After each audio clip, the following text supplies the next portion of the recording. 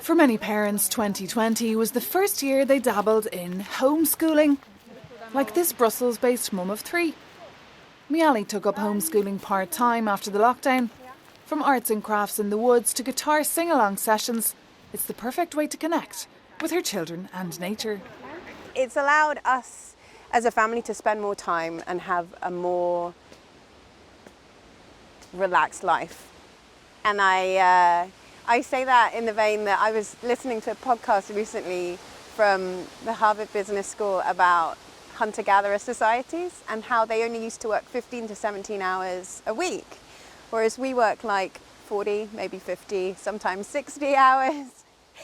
And we don't get to spend a lot of time with our kids and in our families. A UNESCO study shows that homeschooling can be stressful and challenging, especially for families with no access to computers or printers or who have children with special needs. But here in Belgium, many mums are following in Miali's footsteps. According to the Flemish Ministry for Education, this year has seen a 33% spike in homeschooling in Flanders. Speaking to Euronews via email, Ben Vates said, "Homeschooling is a right guaranteed by the Constitution, but we firmly believe that it's in the best interest for children to go to school. The best education can be found in a classroom with a professional and enthusiastic teacher."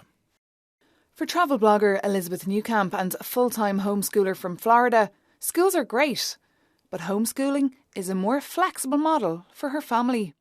Most homeschoolers do not think that school is not great. They just think that there are other ways. I certainly think that it provides so much flexibility and value of your child's time.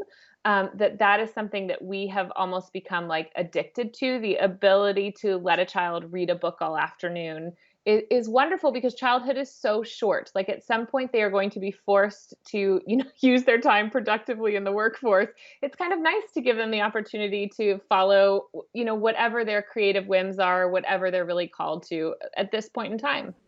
The real test for homeschooling will be when lockdowns are a thing of the past and families can freely decide what system suits them best. For Euronews, I'm Maeve McMahon in Brussels.